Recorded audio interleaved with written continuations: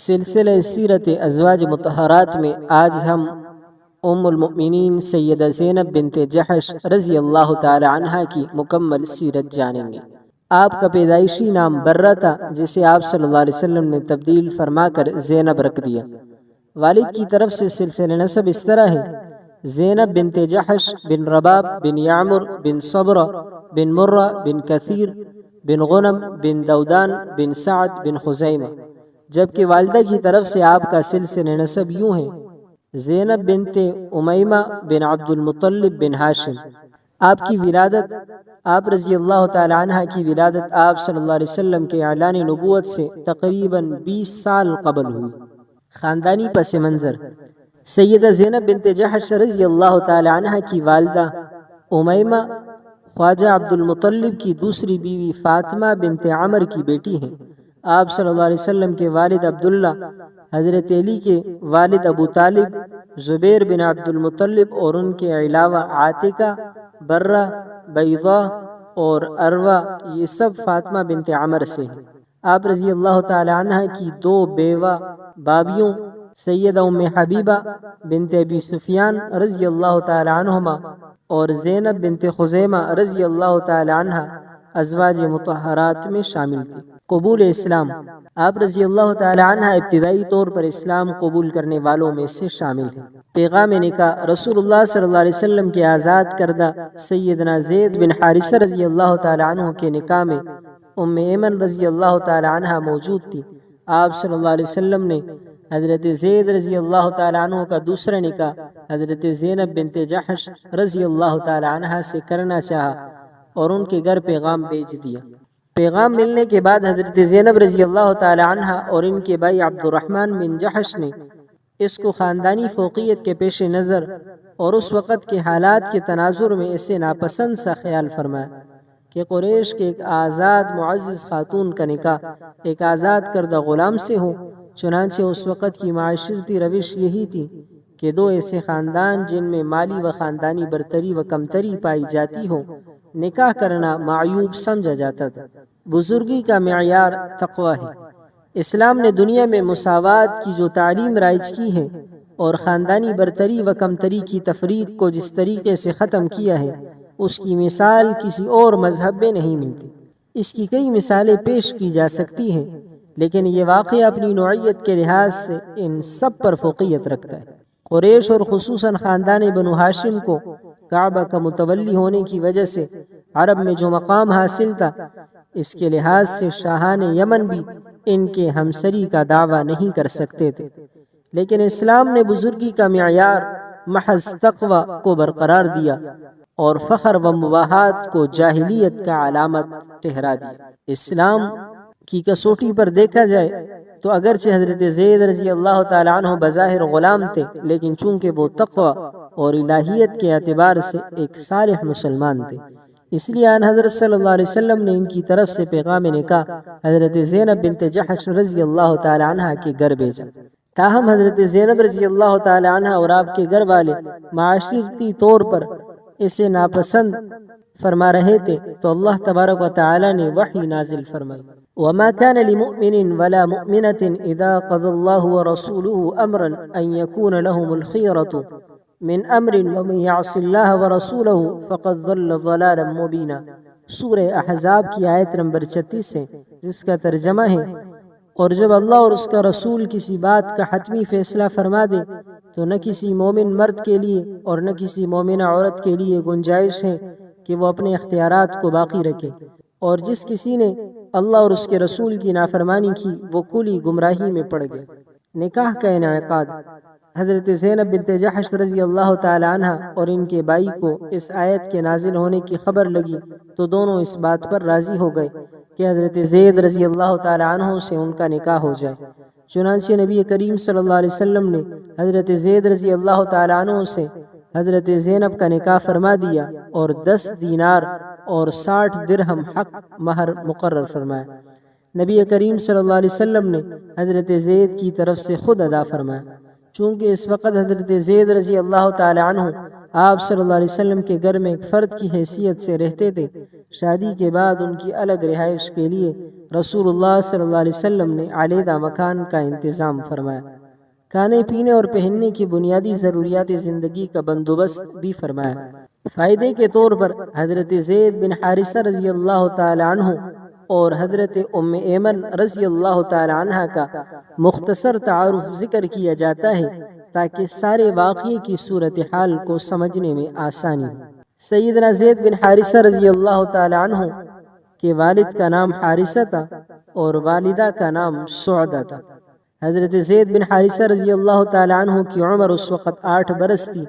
آپ اپنی والدہ کے ہمراہ ننیال جا رہے تھے۔ راستے میں قبیلے قین کے چند لٹیروں نے آپ رضی اللہ تعالی عنہ کو ان کی والدہ سے چھین لیا، مکہ کے بازار عکاظ میں بیچ دیا۔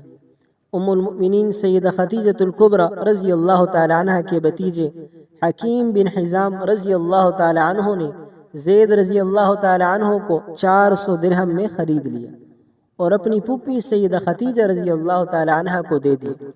جب حضرت خدیجہ رضی اللہ تعالی عنہ کا نکاح آپ صلی اللہ علیہ وسلم سے ہوا تو انہوں نے زید بن حارثہ رضی اللہ تعالی عنہ کو تحفے کے طور پر نبی کریم صلی اللہ علیہ وسلم کی خدمت میں پیش کر دیا۔ نبی کریم صلی اللہ علیہ وسلم نے زید کو آزاد فرما کر اپنا منہ بولا بیٹا قرار دیا اور زید بن محمد صلی اللہ علیہ وسلم کے نام سے پکارا جانے لگا۔ حضرت زید بن حارثہ رضی اللہ تعالی عنہ کو نبی کریم صلی اللہ علیہ وسلم کی صحبت شفقت نے اپنا دیوانہ بنا دیا تھا۔ آپ رضی اللہ تعالی عنہ کے والد حارثہ اور چچا کو جب یہ معلوم ہوا تو مکہ مکرمہ ان کو لینے کے لیے آئے۔ آپ صلی اللہ علیہ وسلم نے زید کو اختیار دے دیا کہ اگر وہ جانا چاہے تو چلے جائیں، لیکن اگر وہ نہ جانا چاہے تو میں مجبور بھی نہیں کر سکتا۔ حضرت زید رضی اللہ تعالیٰ عنہ کے والد اور چچا اس بات پر بہت خوش ہوئے، لیکن ان کی یہ خوشی تھوڑی ہی دیر میں تعجب میں تبدیل ہو گئی جب زید رضی اللہ تعالیٰ عنہ نے اپنے والد اور چچا کو ساتھ چلنے میں صاف انکار کر دیا اور کہا کہ میں محمد صلی اللہ علیہ وسلم کو چھوڑ کر کہیں نہیں جاتا۔ یہاں یہ بات بھی یاد رہے کہ اس وقت حضرت زید رضی اللہ تعالیٰ عنہ کی عمر مبارک 15 برس تھی اور ابھی نبی کریم صلی اللہ علیہ وسلم نے اعلان نبوت بھی نہیں فرمایا تھا۔ چنانچہ والد اور چچا واپس چلے گئے۔ آپ صلی اللہ علیہ وسلم نے حضرت زید رضی اللہ تعالی عنہ کو غلامی سے آزاد فرمایا۔ حضرت زید رضی اللہ تعالی عنہ نے بچپن سے بلوغ میں قدم رکھا تو نبی کریم صلی اللہ علیہ وسلم نے ان کا نکاح اپنی باندی برکہ سے کر دیا، جن کی کنیت ام ایمن تھی، اور ام ایمن کا تعارف یہ ہے، آپ کا نام برکہ اور کنیت ام ایمن ہے۔ سلسلہ نسب کچھ اس طرح ہے: برکہ بن ثعلبہ بن عروہ بن حسن بن مالک بن سلمہ بن عمر بن نعمان۔ آپ رضی اللہ تعالی عنہ حبشہ کی رہنے والی تھی اور رسول اللہ صلی اللہ علیہ وسلم کے والد محترم جناب عبداللہ کی کنیز تھی۔ حضرت عبداللہ کی وفات کے بعد رسول اللہ صلی اللہ علیہ وسلم کی والدہ ماجدہ حضرت آمنہ سے منسلک ہو گئی۔ جب حضرت آمنہ کی بھی وفات ہو گئی تو رسول اللہ صلی اللہ علیہ وسلم کی خدمت میں رہنے لگی۔ چونکہ ام ایمن رضی اللہ تعالی عنہ آپ صلی اللہ علیہ وسلم کے والد اور والدہ کی کنیز تھی، مزید یہ کہ آپ صلی اللہ علیہ وسلم کی ولادت مبارکہ ان کے سامنے ہوئی تھی، اس لیے انہیں آپ صلی اللہ علیہ وسلم کی ابتدائی تربیت اور پرورش کا بھی شرف حاصل تھا۔ سیدہ ام ایمن رضی اللہ تعالی عنہ نے ابتداء نبی کریم صلی اللہ علیہ وسلم کی دعوت کو قبول فرمایا۔ قبول اسلام کے بعد انتہائی مشکلات اور مصائب سے دوچار بھی ہوئی۔ آپ رضی اللہ تعالی عنہ نے حبشہ کی طرف بھی ہجرت فرمائی۔ حبشہ سے واپس آئی۔ جب مدینہ منورہ کی طرف ہجرت کا حکم ملا تو سیدہ ام ایمن رضی اللہ تعالی عنہ نے مدینہ منورہ کی طرف بھی ہجرت فرمائی۔ سیدہ ام ایمن رضی اللہ تعالی عنہ نہایت دلیر اور شجاعت کی پیکر تھی۔ آپ رضی اللہ تعالی عنہ نے غزوہ احد میں بھی شرکت کی اور بہادری کے جوہر دکھائے۔ مشکیزہ کندھوں پر اٹھا کر زخمیوں کو پانی پلاتی، مرہم پٹی کرتی۔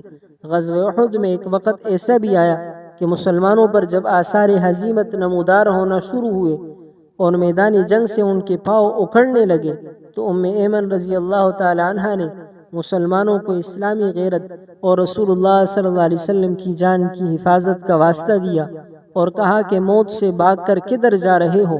کیا موت میدان جنگ سے باہر نہیں آئے گی؟ میدان جنگ سے باہر موت کی ذلت اور بزدلی کی موت، اور میدان جنگ کی موت شہادت اور عزت کی موت ہوگی۔ آپ رضی اللہ تعالی عنہ نے فرمایا کہ کیا تمہیں اس بات کا احساس نہیں کہ رسول اللہ صلی اللہ علیہ وسلم میدان کارزار میں مخالفین کا مقابلہ کر رہے ہیں اور تم انہیں چھوڑ کر بھاگے جا رہے ہو؟ چنانچہ صحابہ کرام رضوان اللہ تعالی علیہم اجمعین واپس پلٹے۔ ایمن رضی اللہ تعالی عنہ نے غزوہ خیبر میں بھی شرکت کی تھی اور مخالفین اسلام کا پورے زور اور ہمت سے مقابلہ کیا تھا۔ سیدہ ایمن رضی اللہ تعالی عنہ کی نبی کریم صلی اللہ علیہ وسلم بہت عزت فرماتے۔ ایک بار آپ صلی اللہ علیہ وسلم نے فرمایا، میری والدہ کے بعد ایمن میری والدہ ہیں۔ ایک دوسرے موقع پر آپ صلی اللہ علیہ وسلم نے فرمایا، ایمن میرے خاندان کا بقیہ ہے۔